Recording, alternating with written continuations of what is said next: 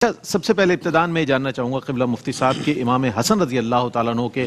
فضائل پر اگر کچھ روشنی ڈال دیں آپ، تو اس سے ہم روشنی کشید کر کے پھر مزید سوالات کی جانب بڑھیں گے انشاءاللہ۔ اعوذ باللہ من الشیطان الرجیم، بسم اللہ الرحمن الرحیم۔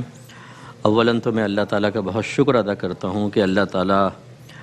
ہمیں اخلاص بھی عطا فرمائے۔ میں دعا کرتا ہوں اللہ نے ہمیں سعادت بخشی کہ ہمارے زبان سے رمضان کے مبارک مہینے میں سبحان اللہ ان مبارک ہستیوں کے لیے الفاظ نکل رہے ہیں جو انشاءاللہ ہمارے لیے بہت بڑا ذخیرہ آخرت ہوں گے۔ بے شک بے شک نواسۂ رسول امام حسن رضی اللہ تعالیٰ عنہ بہت زبردست فضائل کی حامل شخصیت ہیں۔ نبی کریم صلی اللہ علیہ وسلم نے دونوں شہزادوں کے بارے میں ارشاد فرمایا کہ الحسن والحسین سیدا شبابی اہل الجنہ، سبحان اللہ سبحان کہ میرے دونوں شہزادے حسن اور حسین جنتی نوجوانوں کے سردار ہیں۔ بے شک اچھا، نوجوان تو سارے ہی ہوں گے جنت میں، ایک روایت کے مطابق 30 یا 33 سال، بوڑھا تو کوئی نہیں ہوگا۔ اس کا مطلب یہ دنیاوی اعتبار سے سرکار فرما رہے ہیں کہ جتنے نوجوان ہوں گے ان کے آپ سردار ہوں گے، اور یہ بہت بڑی سعادت کی بات ہے کہ جنتی نوجوانوں کے سردار۔ اور ایک مقام پہ نبی کریم صلی اللہ علیہ وسلم نے ارشاد فرمایا کہ ہما ریحانتایا من الدنیا، اللہ یہ دنیا سے میرے دو پھول ہیں۔ اور یہ پھول اس لیے اس کی شرح اور توضیح علماء نے یہ بیان فرمائی کہ بچوں کو اکثر لوگ سونگھتے ہیں، ان میں ایک الگ مہک آتی ہے، کیونکہ وہ والدہ کا دودھ پیتے ہیں تو ان کے جسم سے ایک الگ مہک آتی ہے، اور نبی کریم صلی اللہ علیہ وسلم اپنے دونوں نواسوں کو گود میں لے کے اکثر سونگھا کرتے تھے اور اپنی زبان اقدس بھی ان کے منہ میں ڈالا کرتے تھے۔ ایک مرتبہ حضرت برا کہتے ہیں کہ حضرت حسن سرکار صلی اللہ علیہ وسلم کے کندھے مبارکہ پر جلوہ افروز تھے، ماشاء تو سرکار اللہ کی بارگاہ میں یہ کہہ رہے تھے کہ اللہم احبہ فاحبہ، اللہ اے اللہ میں اس سے محبت رکھتا ہوں بس تو بھی اس کو اپنا محبوب بنا لے، سبحان اللہ تو بھی اس سے محبت فرما۔ اور یقیناً نبی کریم صلی اللہ علیہ وسلم کی یہ دعا مقبول بارگاہ الہی ہوگی۔ تو ہم کنفرم کہہ سکتے ہیں اس حدیث کی روشنی میں، کیونکہ صحیح حدیث بخاری کی روایت ہے کہ امام حسن رضی اللہ تعالی عنہ اللہ کی بارگاہ کے ایک محبوب ترین بندے ہیں، بے شک اور محبوبوں سے جتنا پیار رکھا جائے، محبت رکھی جائے، وہ محبت رکھنے والے کو بھی اللہ کا محبوب بنا دیتا ہے۔ کیا بات ہے اور پھر وہ مشہور آیت کریمہ جو اکثر ہم سب یہ اہل بیت اطہار رضی اللہ عنہم کے لیے عرض کرتے ہیں کہ اللہ تعالیٰ نے فرمایا کہ انما یرید اللہ لیذھب عنکم الرجس اہل البیت ویطہرکم تطہیرا، کہ محض اللہ تو یہ ارادہ رکھتا ہے کہ اہل بیت آپ سے ہر قسم کی گندگی کو دور کر دے سبحان اللہ اور آپ کو خوب پاک کر دے۔ جب یہ آیت کریمہ نازل ہوئی تو حضرت عمر بن ابی سلمہ جو سرکار کے ربیب تھے، آپ کی پرورش میں تھے، وہ کہتے ہیں کہ نبی کریم صلی اللہ علیہ وسلم نے حضرت علی، بی بی فاطمہ، امام حسن، امام حسین کو اپنی چادر میں لیا اور اللہ کی بارگاہ میں عرض کی اللہم ہاؤلائی اہل بیتی اللہ فاذھب عنہم الرجس وطہر تطہیرا، اے اللہ تعالیٰ ان سے ہر قسم کی گندگی دور کر دے، یہ میرے اہل بیت ہیں، اور انہیں خوب پاکیزہ کر دے۔ تو قرآن بھی گواہی دے رہا ہے، اور پھر نبی کریم صلی اللہ علیہ وسلم نے خاص ان کو اس طرح یہ معاملہ فرمایا۔ اور علماء نے یہ ایک نقطہ بیان فرمایا کہ چونکہ یہ سورہ احزاب کی جو آیت ہے، یہ تو آیت تطہیر، اس سے پہلے امہات المومنین کا تذکرہ تھا، تو انتقال ذہن وہیں پر ہوتا کہ اہل بیت میں وہی شامل ہیں، اور ہیں وہ شامل، اس لیے سرکار نے خاص طور پر ان سب کو اپنے چادر میں چھپا کے فرمایا کہ وہ تو ہیں، اے اللہ یہ بھی میرے اہل بیت سبحان ہیں، اللہ تاکہ پھر وہاں پہ کیونکہ انتقال ذہن صرف امہات المومنین کی طرف ہوتا، تو معلوم یہ ہوا کہ امام حسن رضی اللہ تعالیٰ عنہ سرکار کے بہت زیادہ محبوب تھے، پیارے تھے،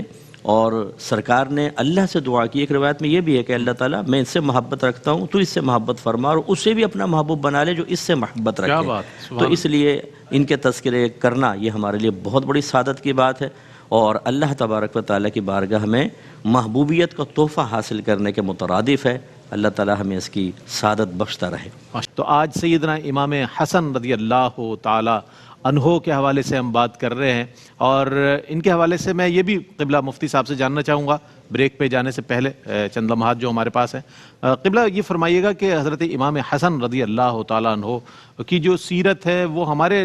نوجوانوں کو، چونکہ ظاہر ہے سرکار علیہ الصلوۃ والسلام نے آپ کی تربیت فرمائی، تو اس میں کیا روشنی موجود ہے، کیا میں چاہتا ہوں اس پر کچھ کلام کرنا۔ جی بالکل، دیکھیں جو قوم کے لیڈر ہوتے ہیں وہ جتنا متقی ہو، پرہیزگار ہو، احتیاط کرتا ہو، وہ جتنا زیادہ اپنے منصب کا خیال رکھنے والا ہو، جتنا اس کے اندر زیادہ احساس ذمہ داری ہو، وہ اتنا ہی بہترین رول ماڈل بنتا ہے۔ جس جہت سے دیکھ لیں، چاہے اس میں براہ راست کوئی کمال ہو یا نہ ہو، براہ راست کمال انسان کا کس صورت میں نہیں ہو سکتا؟ جیسے اللہ نے آپ کو نبی کریم کی آل میں پیدا فرمایا، یہ اللہ کا کمال تھا، اس میں امام حسن کا ذاتی کمال تو ہم نہیں کہیں گے۔ اور پھر آگے جو چیزیں ہیں کہ انسان خود ایک چیز کو اختیار کرتا ہے۔ ہم نے کتنے ایسے دیکھے ہیں اہل علم کے قریب جو بچے ہوتے ہیں، جو ان کی اولادیں ہوتی ہیں، بعض اوقات یا آستانوں میں جو صاحبزادگان ہوتے ہیں، وہ بعض اوقات اپنے بڑوں کی قدر نہیں کر پاتے، ان کے نقش قدم پر نہیں چل پاتے، کیونکہ بنی بنائی چیز مل جاتی ہے تو وہ اس پر اکڑتے ہیں، وہ اس کو کیش کرنے کی کوشش کرتے ہیں، وہ حقارت کے ساتھ کسی کے ساتھ رویہ رکھتے ہیں۔ تو پھر کچھ لوگ بڑوں کی مروت میں ان کی اسی طرح تعظیم کرتے ہیں جیسے کرتے آتے تھے، لیکن اس سے وہ اور زیادہ خراب ہوتے ہیں، لیکن وہ اپنے آگے والوں کے لیے کوئی اچھی چیز چھوڑ کر نہیں جاتے۔ امام حسن رضی اللہ تعالیٰ عنہ کا ماضی دیکھ لیں، حال دیکھ لیں ان کی زندگی کو، اور پھر مستقبل جو قیامت تک پر محیط ہے، ہر صورت میں کوئی انگلی اٹھا کر یہ نہیں کہہ سکتا کہ آپ میں یہ نقص اور کمی ہے۔ گویا کہ جیسے نبی کریم صلی اللہ علیہ وسلم سے ورثہ حاصل کیا بعین ہی، بلکہ اس میں اضافہ کر کے آگے پہنچایا۔ سبحان اللہ۔ مفتی محمد اکمل مدنی صاحب کی خدمت میں بار دیگر میں حاضر ہوتا ہوں۔ امام حسن رضی اللہ تعالیٰ عنہ کی اگر دینی خدمات کے حوالے سے ہم جاننا چاہیں تو کس حوالے سے ارشاد فرمائیں؟ جی، بسم اللہ الرحمن الرحیم۔ ہر شخصیت کا جو ہم نے یہاں پہ تذکرہ کیا اس سے ماقبل بھی، اس میں اس بات کی بار بار نشاندہی کی کہ دین کی خدمت صرف یہ نہیں ہے کہ آپ مال خرچ کریں، دین کی خدمت صرف یہی نہیں ہے کہ آپ علم دین سیکھ کر دوسروں کو سکھائیں، یہ بھی اس کے شعبے ہیں۔ دین کی خدمت مختلف جہت سے ہوتی ہے، جیسے ایک ابھی ہمارا آپ نے کویسچن کیا اور کلام ہوا کہ انسان اپنی سیرت اور کردار کو ایسا رکھے کہ قیامت تک لوگ اس کا مطالعہ کر کے سیرت رسول کے پر عمل پیرا ہونے میں آسانی محسوس کریں۔ سبحان اللہ۔ کہ جب ہمارے سامنے کوئی رول ماڈل ہوتا ہے نا، تھیوری آپ کتنی پڑھا دیں، اگر ایک ٹیچر خود رول ماڈل نہیں بنے گا، وہ کتنی اچھی باتیں بتائے، بچے اس کا اثر قبول نہیں کرتے، لیکن جب وہ خود عمل کر رہے ہوتے ہیں تو ایک ایسی بات جو زیادہ امپورٹنٹ بھی نہیں ہوتی، لیکن ان کے عمل کی وجہ سے، اچھے عمل کی وجہ سے امپورٹنس پا جاتی ہے اور بچوں کا کردار اور اخلاق بہتر ہوتا ہے۔ تو امام حسن کی دینی خدمات میں سے ایک سب سے بڑی خدمت اگر میں کہتا ہوں وہ یہ ہے کہ نبی کریم صلی اللہ علیہ وسلم نے جو امانت اپنے شہزادوں کو دی، منصب کی، علمی وراثت کی، اس میں کوئی بخل سے کام نہیں لیا، بلکہ وہ وافر مقدار میں دوسروں تک پہنچائی، بلکہ اس میں اور اضافہ فرمایا۔ پھر مال خرچ کرنے کے بارے میں اگر آپ دیکھیں تو آپ کے بارے میں منقول ہے کہ 3 مرتبہ ایسا ہوا کہ آپ نے اپنا آدھا مال، کل مال کا آدھا کیا اور وہ اللہ کی بارگاہ میں دیا۔ حتیٰ کہ روایت میں ہے کہ اگر 2 جوتے تھے تو 1 جوتا دے دیا، اگر 2 موزے تھے، خف تھے آپ کے، تو 1 اللہ کی راہ میں دیا کہ اپنے پاس رکھا، اور 2 مرتبہ ایسا کیا کہ کل مال اللہ تعالیٰ کی بارگاہ میں خرچ کیا، اللہ کی راہ میں دیا ہے۔ اب یقینی سی بات ہے وہ جہاد کے لیے، غریبوں کے اندر اور دیگر معاملات کے اندر آپ نے خرچ کیا، اور یہ بہت بڑی چیز ہوتی ہے کہ مال انسان کو فطرتاً بہت زیادہ محبوب ہوتا ہے، اسی لیے اس کا نام مال رکھا ہے کہ دل کا میلان اس کی طرف ہوتا ہے، اس لیے اس کا کہتے ہیں کہ مال نام رکھا ہے۔ لیکن یہ وہ خاندان ہے کہ جو مال کو بالکل ہاتھ کے میل کی طرح محسوس کرتا ہے اور وہ خرچ کرتا ہے اور اس کی پرواہ نہیں کرتا ہے۔ اسی طریقے سے آپ اصحاب صفہ کے ساتھ مجالست رکھا کرتے تھے، آپ بھی اور جعفر بن ابی طالب رضی اللہ تعالی عنہما، آپ دونوں ان کے ساتھ رہتے تھے، گویا کہ ان سے سیکھتے بھی تھے، حوصلہ افزائی کرتے تھے اور فرماتے تھے کہ مجھے ان کے ساتھ رہنے کا حکم دیا گیا ہے۔ یہ آپ نے ایک چیز دکھائی ہے کہ اصحاب صفہ کون تھے کہ جو نبی کریم صلی اللہ علیہ وسلم کی صحبت میں رہ کر تسلسل سے علم دین سیکھتے تھے، اور انہوں نے بڑی قربانیاں دی ہیں نا۔ وہ جیسے حضرت ابو ہریرہ اصحاب صفہ میں سے تھے، وہ کہتے ہیں کہ میرے مہاجر بھائی بازاروں میں ہوتے اور میرے انصار بھائی کھیتی باڑی کر رہے ہوتے تھے، اور میں بھرے پیٹ کے ساتھ بارگاہ نبوی میں حاضر ہوتا تھا اور جو وحی نازل ہوتی اس کو سیکھا کرتا تھا، اور پھر آگے آپ حدیث انہی سے مروی ہے۔ جی ہاں، بے شمار۔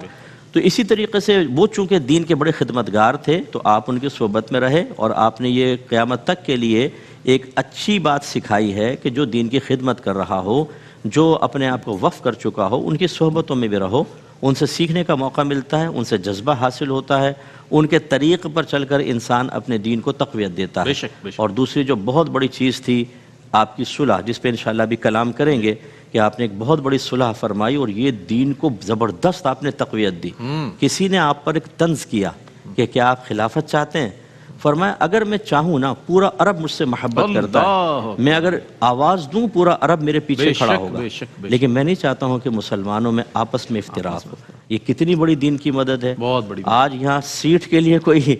مطلب ہے کہ جو کرنا پڑے آدمی کر لیتا ہے، سیٹ چھوڑنے کے لیے تیار نہیں، اور وہاں پر دیکھیے کہ آپ نے کتنی زبردست مثال قائم فرمائی۔ تو گویا کہ اگر ہم حضرت امام حسن رضی اللہ تعالی عنہ کی اگرچہ حجم کے اعتبار سے بڑی مختصر سی آپ کی سوانح حیات درج کی گئی ہے، لیکن عظمت کے لحاظ سے اتنی بڑی ہے کہ اگر اس کو اپنے پیش در رکھ کر اس کو ایک مثل آئینہ بنا کر اپنی زندگی کو سنوارا جائے تو ہم بھی دین اسلام کے بہت بڑے خدمت گزاروں میں شمار ہو سکتے ہیں۔ سبحان اللہ۔ اس پر قبلہ مفتی صاحب جو ہے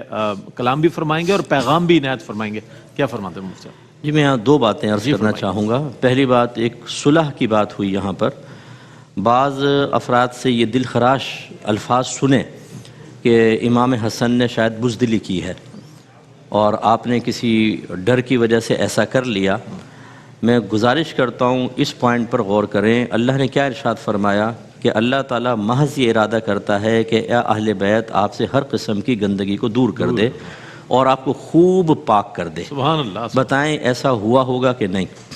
اس کا مطلب ہے چونکہ امام حسن اہل بیت میں سے تھے، ضرور ہوا ہوگا۔ جب ہوا ہوگا تو جو آپ نے قدم اٹھایا اس میں غلطی کیسے ہو سکتی ہے؟ بہت اچھی بات، وہ خراب کیسے ہو سکتی ہے؟ توجیہ پیش کی، واہ واہ۔ تو اس کا مطلب یہ ہوا کہ امام حسن نے جو قدم اٹھایا وہ دین کے ایسے فائدے کے لیے اٹھایا کہ قیامت تک اس کی مثال بھی دی جانے چاہیے۔ جیسے امام حسین نے قربان کر دیا اپنے آپ کو قیامت تک کے لیے زندہ، اور جس طرح آپ نے تلوار کو روک کر اور دوسروں کو روک کر صلح کر کے امن کا پیغام دیا، یہ بھی قیامت تک زندہ رہے گا اور اس کا ذکر بھی ہونا چاہیے۔ سبحان اللہ۔ اور دوسری بات یہ ہے کہ وہی ہمارے گھروں کے اندر اب ہمارے بچے